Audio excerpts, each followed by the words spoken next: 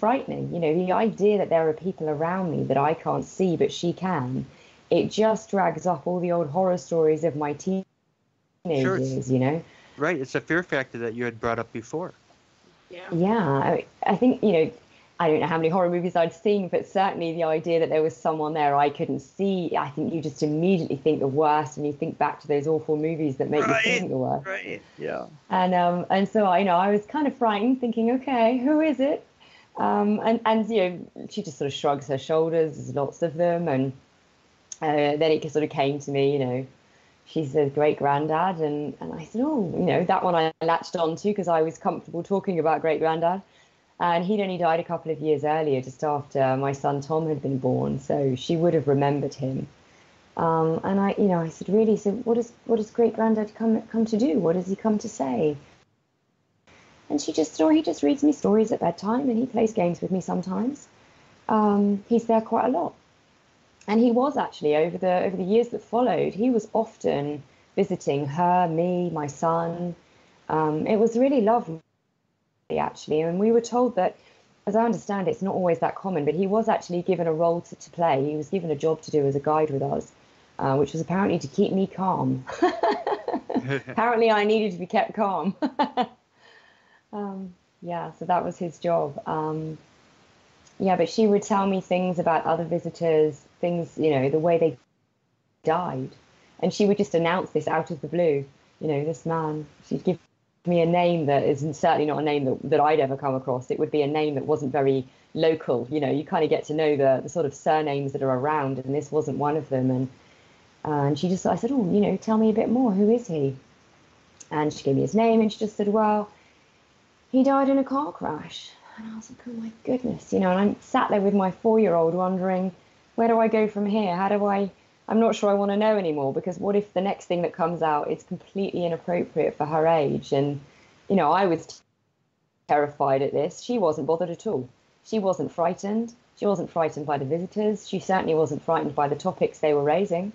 And I've learned since, really, that, messages would come through her, not from her, and therefore she wasn't really taking on board what they were saying. She was just relaying it to me, literally as a medium, as like a conduit between the spirit world and here.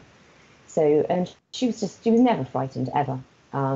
It didn't matter if they were strangers. And the really interesting thing is, for such a young, shy child, and she doesn't like me calling her shy, reserved is probably more appropriate. She has an inner confidence about her and always has, but she's very quiet, very reserved. She watches everything. She understands everything. But, you introduce her to someone new, she's going to be quiet. She's going to be a bit reserved. She's not the first one, chatting away. She would be very quiet and stay away from them until she gets to know them better. So to find out that actually she's talking to these strangers, some of whom are men, in her room, and to me, I'm thinking, well, crumbs, who are these people? And why are you not frightened of them? But she just never was, which I think is really interesting, that you're not fearful of spirit people, but you potentially could be of living people, which she never was. Are there psychic lineage in your family? No. Well, not that I know of. The only links that I have really is the fact that my mum used to visit psychic mediums. I say that, I think she visited 2 or 3 in her lifetime. It's not like it was a regular thing. And my paternal grandmother used to go down to the local spiritual church for healing on her knees. They're the only links that we have. My mum, I think, has always had a good sixth sense and been quite intuitive, but nothing that stands out as particularly amazing or, just a good instinct. And in hindsight, I think that's what I've had. I just hadn't realized it. I could tune into people and empathize really easily and tune into energies and feel if I was safe or not safe, or if somebody liked me or didn't like me. I could sort of pick up on those emotions, and that's been there forever. But as I say, I didn't particularly associate that with anything psychic until later on, as you realize actually they're all levels, aren't they? They're all levels of intuition and psychic. Well, sure. We live in a day and age now, thankfully, where we can talk about this stuff. But back then, people were persecuted over this kind of thing. admitting to have psychic abilities could be dangerous, especially going way back. So, uh, I can see why, uh, you know, I do believe that abilities do run in the family. Yeah, I think I would it makes expect that perfect sense. I would expect that you had family members that just weren't open about it to the public or anyone because it was such Mhm. a touchy issue. So they just learned to deal with it as just part of their life, and it's just something you don't talk about and make do. Yeah, maybe way back, maybe way back. I mean, we've always known my mum was pretty in tune with things, but Yeah, I'm talking there's way certainly back. no one that we know of. Yeah, Right. no one that we know of that used any abilities other than just being, yeah, just just tuning in, just using their intuition. But I'm sure you're right. Somewhere way back, there potentially would have been. I mean, I think we've all got the ability on some level. I think just some are more tuned in than others, and um, I also question as well whether it's a matter of, is it needed for this lifetime? Is it a case of we've all got the ability, but maybe it's not part of our journey this lifetime to have those gifts or to certainly be aware of those gifts. Maybe it's not helpful to what we've come here to learn this time around. And it's another thing I often wonder about is, people say, well, everyone can do it. I think, yeah, but are they all supposed to have those abilities every lifetime? Do you see what I mean? Or are you Yeah, given those opportunities as a life lesson? yeah. I see what you mean, and I feel the same way because that's true for a lot of people. Uh, I do have a question for you from the Sure. chat room. Considering the question of a psychic lineage, have you ever had any genealogy or DNA tests done to find out? No, no, nothing at all. No. Okay. Um, and even, yeah, I mean, the only real, our family's not enormous either. Um, my mum was an only child, so there's not many people. Well, there's nobody else left now apart from my mum on that side of the family and a cousin, I think. Um, my dad's side, yeah, I mean, all of my grandparents have now passed. So there's really nobody to ask. Hmm. There's definitely abilities. I mean, my cousin on my dad's side of the family, so his sister's daughter, when my grandfather passed, she saw him sort of dash across her room back at home. And she phoned the house where he was, where he just passed, to be given the news of his passing. So, definitely there's elements of it in our family, Right. but certainly nothing obvious, nothing that I could say, oh, definitely, they've got that. There's Do you just bits and pieces. do you expect the same for Tom? How has he been so far regarding this? Yeah, he definitely has abilities, absolutely. I mean, the psychic medium did tell us that at the time, but he wasn't as open and in tune with it as Faith was. So he, I would say, is more sensitive. He's more like me, actually, in that he tunes into energies. He's easily affected by energies. Faith has sort of grown to be quite a strong character now. Despite she's still reserved, but she's got that inner strength still, and she's just become very strong and wise.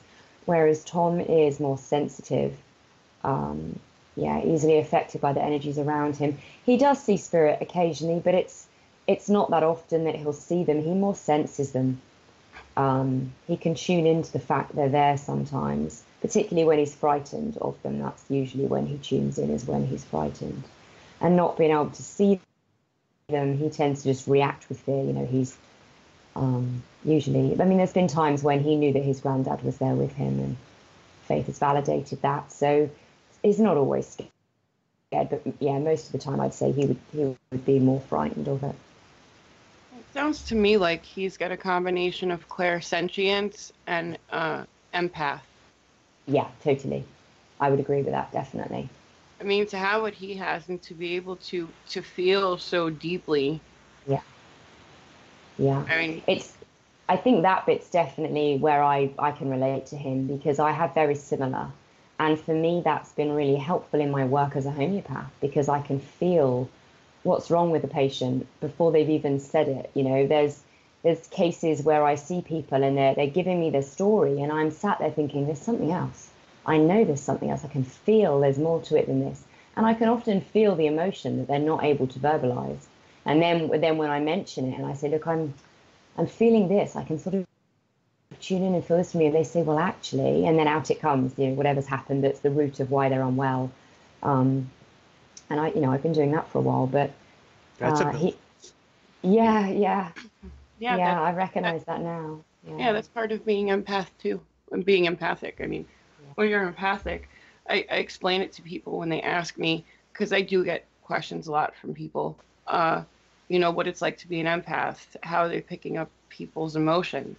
And I kind of view being an empath as sort of a psychic sponge, whereas in we are picking up fragments of other people's emotions around us, living and not. And it could affect our moods. It can affect our sleeping patterns. It could affect the way we eat. Yeah. I've written about this in the book. Absolutely. It's definitely happened to us, Jennifer, definitely. Right. And unfortunately, it's not just something we can kind of push out of our system. The fragments have to kind of just dissipate on their own. Yeah. There's been a few occasions that, as I say, I've written about it in Raising Faith, but there's a few occasions where I've been out and about. Not recently. I've learned to get better at protecting myself now, but I used to go out and about for the day. It might be a children's party. It could be something completely innocent. And I would come back and I could feel anger. And I'd walk in and I'd say to Faith, I don't know what is wrong with me, but I don't feel like myself at all. And she would literally just look to the side of me and she would look back and she'd say, you've picked up something from someone else. You've just not protected yourself, she'd say. I think, oh, right, okay. I'm sorry, we'll continue this when we come back. It is time for our next commercial break. You are listening to Paraversal Universe. We'll be right back with our guest for the next segment. You are listening to WBHM Digital Broadcasting, Birmingham, Alabama.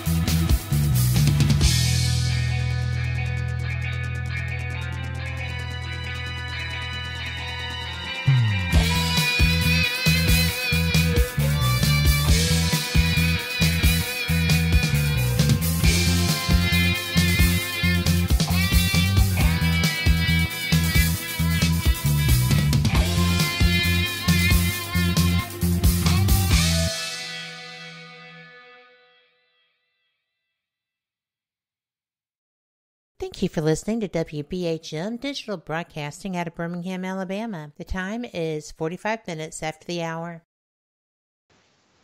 Welcome back from our second break. This is Paraversal Universe on WBHM Digital Broadcasting. Also heard on WCET-FM, Amelia Pisano Productions, and the Rift Radio Network. We're your hosts, Kevin and Jennifer Malek. Before we get back to the show, we want to tell you all that we are on Twitter as the NWPS and MeWe as Paraversal Universe. Our like and group pages on Facebook are under various headings as well. Having said that, check out our Society's Like page on Facebook, the Northern Wisconsin Paranormal Society Limited, as well as Jennifer's Like page, Jennifer Malek Psychic Demonologist. Leave a like if you like what you see, and we always appreciate it. And there are some